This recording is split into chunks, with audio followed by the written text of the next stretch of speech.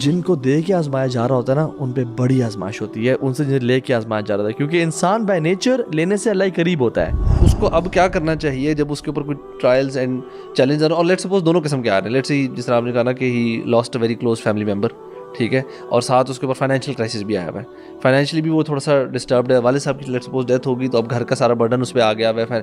تو اس بندے کا اس مومنٹ پہ ایسی ٹینشن یا پریشانی والی حالات میں what should he be thinking and what should he be doing.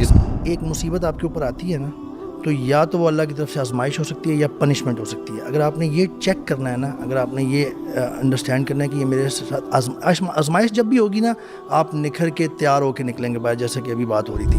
کبھی کبھار ایسی پرابلمز ہوتی ہیں, ایسے مسئلے مسائل ہوتے ہیں جن کا آپ کو کوئی سلوشن نظر نہیں آتا. جو اللہ کی کتاب ہے نا, اس سے ہم جڑ جائیں اور ہم اس کو جب پڑھ رہے ہوں نا, ہم اس مائنڈ سیٹ سے پڑھیں, اس لینس سے اس کو دیکھیں کہ آج جس سچویشن میں ہوں قرآن مجید میری کیسے رہنمائی کر سکتا ہے. کیا تم نے یہ سوچ لیا کہ تم ایسے ہی جنت میں داخل کر جاؤ گے, حالانکہ تمہارے اوپر وہ حالات آئے نہیں ہیں.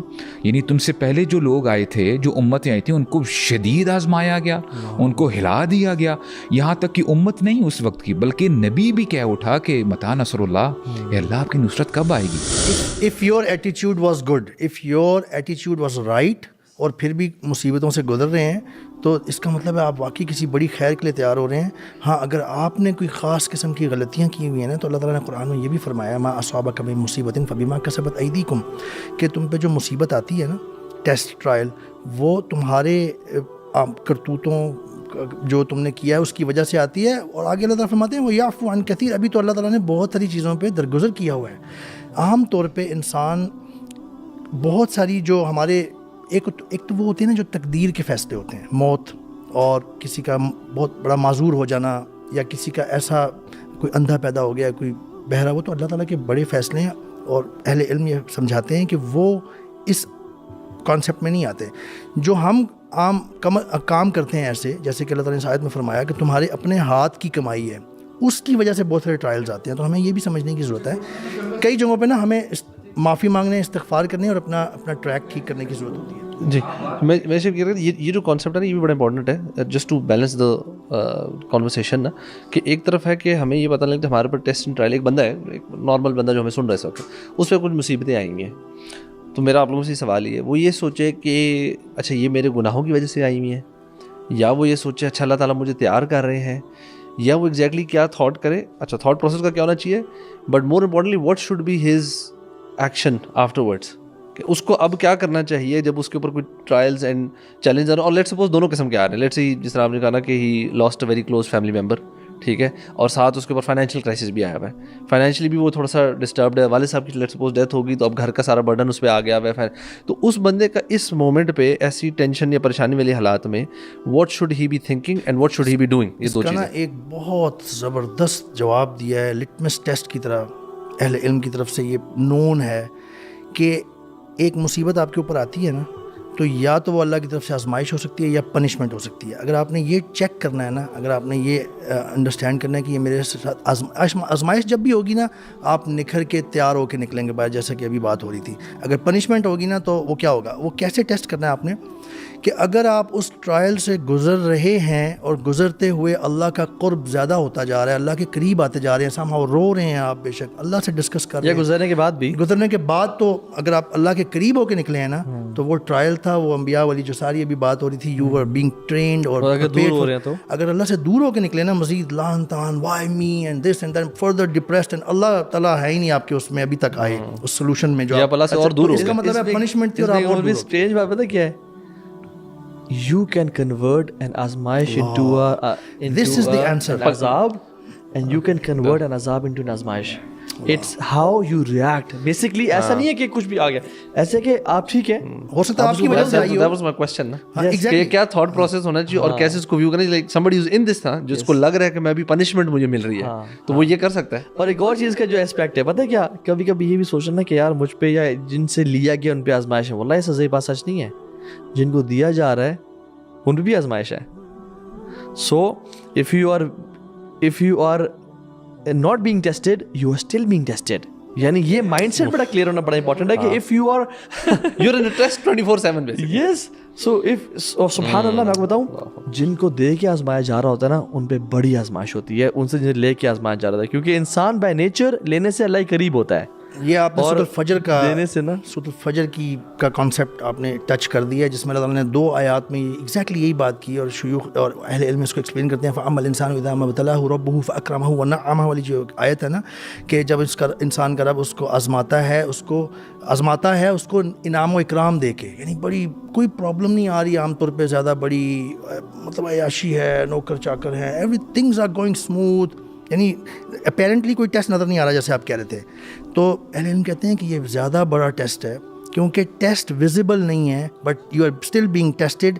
اور ٹیسٹ کے سخت ہونے کا معیار یہ ہوتا ہے کہ آپ ٹیسٹ میں پاس اور فیل ہونے کے حوالے سے کس پہ ہیں زیادہ. جو اگلی آیت ہے نا جس میں اللہ تعالیٰ فرماتے ہیں فقدر علیہ رزقہ, کہ دوسری طرح اللہ تعالیٰ آزماتے ہیں رزق کم کر کے اور ٹرائلز میں ڈال کے, وہ تو نظر آ رہا ہوتا ہے نا ٹیسٹ, تو فیل ہونے کے چانسز پہلے والے میں بہت زیادہ. اس میں نا میں دیکھیں کنورزیشن کو میں تھوڑا سا میں آگے لے کے جاتا ہوں, لیکن اس میں نا بات سمجھنے کی یہ ہے وی ہیو ٹو انڈرسٹینڈ کہ دیکھیں اگر کوئی پریشانی یا آبسٹیکل آ گئی ہے آپ کے سامنے, we don't have to be naive enough کہ جی اب یہ پرابلم آ گئی اور میں گھر میں بیٹھا رہوں اور بس میں رونا دھونا شروع کر دیا اور کچھ کر بھی نہیں رہا ہوں ایسے کر کے. This is not at all recommended. ہمارا دین یہ کہتا ہے کہ you have to strive, you have to struggle. آپ اپنی طرف سے محنت کریں اور جو بھی ویز آؤٹ ہیں, جو بھی آپ کے پاس ٹینجیبل ویز ہیں, ان کو آپ جو ہے یوٹیلائز کریں. احرص علی ما ینفعک والے حدیث رائٹ. مثال کے طور پہ اگر کوئی بندہ بیمار ہے, نہیں یار میں نے ڈاکٹر کے پاس نہیں جانا, بس میں نے بیٹھے بیٹھے بس کسی طریقے سے میں مجھے شفا, کنورٹ دس عذاب انٹو این آزمائش اور میں اللہ کے قریب ہوتا ہوں. تو یعنی آپ نے سولوشن کی طرف جانا ہے. No talk to your family member, talk to your parents, اپنے جو بڑے کلوز ریلیٹیو ہیں ان سے پوچھیں کہ یار یہ کچھ پرابلم ہے, کیا آپ میری ہیلپ کر سکتے ہیں. انہیں جو ٹینجیبل مینز ہیں اس کو آپ لیں. لیکن اس میں نا میں یہ تو الحمدللہ انہیں سمجھ میں آنے والی بات ہے. اب میں تھوڑا سا ذرا ٹینجنٹ لیتا ہوں. ٹینجنٹ اس حوالے سے کبھی کبھار ایسی پرابلمز ہوتی ہیں, ایسے مسئلے مسائل ہوتے ہیں جن کا آپ کو کوئی سولوشن نظر نہیں آتا. فار انسٹنس شبنم چھوڑ کے چلے گئی. اب آپ کیسے یار شبنم تو نکلا یار رمضان کا مہینہ ہے. وہ شبنم ناؤ یو کینٹ کنٹرول شبنم. نہیں شبنم دیکھیں وہ تو آ سکتی ہے نا, اگر شبنم مر جائے. شبنم مر گئی, اب تھوڑا پرابلم بڑھ گیا. آگے ہی مصیبتوں کی بات ہو رہی ہے, آپ نے ایک مصیبت چھوڑ دی ہے. نہیں یعنی this is something you can't control, right. آپ کی محبت دیکھیں اب شبنم مر گئی تو آپ اس کو زندہ تو نہیں کر سکتے نا. اب آپ کیا کریں گے بتائیں. یار شبنم ہو یا کوئی اور بندہ اس دنیا کو چھوڑ کے چلا جائے, شبنم نے بھی چلے جانا ہے, باقی جاوید نے بھی چلے جانا ہے, right. Everyone will leave, right. ایک بندہ دنیا سے چلا گیا, you can't do anything. اور ہمارے ہاں نا بندی بھی ہو. اچھا اب میں تھوڑا سا میں سیریس ہونا چاہتا ہوں. ایک آپ کی چاہت ہے اور ایک ہماری چاہت.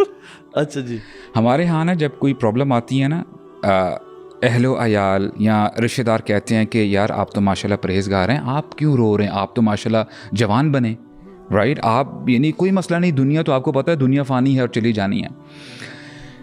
یہ کہنا بہت آسان ہے. جو بندہ اس سچویشن میں ہوتا ہے نا اس کو ہی پتہ ہوتا ہے کہ یار یہ تو صرف کہہ رہے ہیں نا, میں تو ابھی آلریڈی میس میں ہوں. یعنی جب آپ یعقوب علیہ السلام, ہم جب سورہ یوسف پڑھتے ہیں نا, ہم نا یعقوب علیہ السلام کی پرسنالٹی کو نا ذرا شاید ہو سکتا ہے اتنا فوکس نہیں کر پاتے. یعقوب علیہ السلام امیجن, یعنی وہ اتنے غمگین تھے کہ روتے روتے روتے روتے ان کی آنکھوں کی بینائی چلی جاتی ہے.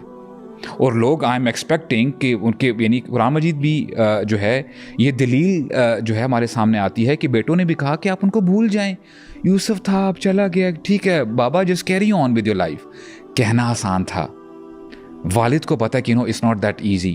تو یہاں سے یعنی یہ ایک بات جو ہے نا فقہ, یعنی رونا جو ہے اس میں انڈرسٹینڈنگ یہ ہے رونا یہ نیچرل ہے, نیچرل اور ایمان کی کمی کی نشانی نہیں ہے. اب دیکھیے ایک نبی اتنا رو رہا ہے یعنی علیہ السلام کہ ان کی آنکھوں کی بنائی چلی جاتی. وہ جب اللہ کے نبی کے بیٹے گئے تو سعد بن وقاص نے کیا کہا کہ آپ بھی, کہ اے رسول اللہ آپ بھی, یعنی انہوں نے شاید مجھے لگتا ہے کہ جو احادیث کے الفاظ ہیں نا کہ لگا کہ اللہ کے بھی آپ بھی, یعنی بے صبری میں آنکھوں سے آنسو نکلنا شروع ہو گئے نا. تو آپ نے کہا کہ ان العین تدمع والقلب يحزن ولا نقول الا ما يرضى ربنا وانا لفراقك لمحزنون یا ابراہیم. کہ بے شک دل غمگین ہے, آنکھوں سے آنسو بہ رہے ہیں, اور ابراہیم تیری جدائی میں بڑے غمگین ہیں, بٹ ہم وہی کہیں گے جو ہمارے رب کو راضی کرے گا. اب آپ دیکھیں کیسے بیلنس ہوا ہے. یعقوب علیہ السلام, سبحان اللہ, what a beautiful personality, اتنا کچھ ہونے کے باوجود, رائٹ, ساری دنیا ایک سائڈ پہ ہے, یعقوب علیہ السلام اتنا کچھ ہونے کے باوجود کیا فرماتے ہیں اپنے بچوں کو, کیا کہتے ہیں, اے میرے بچوں مایوس مت ہو, انہ لا ییأس من روح اللہ الا القوم الکافرون, یعنی پھر بھی امید ہے.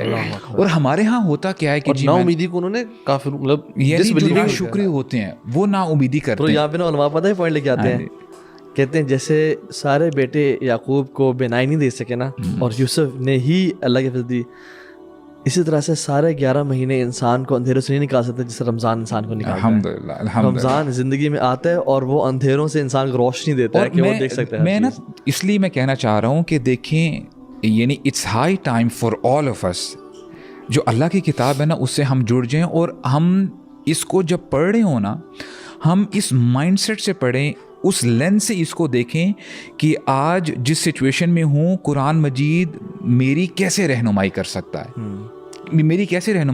ہے, اور بار بار دیکھیں اپس اینڈ ڈاؤنز یہ تو آنے ہی آنے, یعنی بے شمار آیات آپ کو مل جاتی ہیں. ام حسبتم ان تدخلوا الجنہ, کیا تم نے یہ سوچ لیا کہ تم ایسے ہی جنت میں داخل کر جاؤ گے, حالانکہ تمہارے اوپر وہ حالات آئی نہیں ہیں. یعنی تم سے پہلے جو لوگ آئے تھے, جو امتیں آئی تھیں, ان کو شدید آزمایا گیا, ان کو ہلا دیا گیا, یہاں تک کہ امت نہیں اس وقت کی بلکہ نبی بھی کہہ اٹھا کہ متى نصر اللہ, اللہ آپ کی نصرت کب آئے گی. تو یعنی اتنے شدید حالات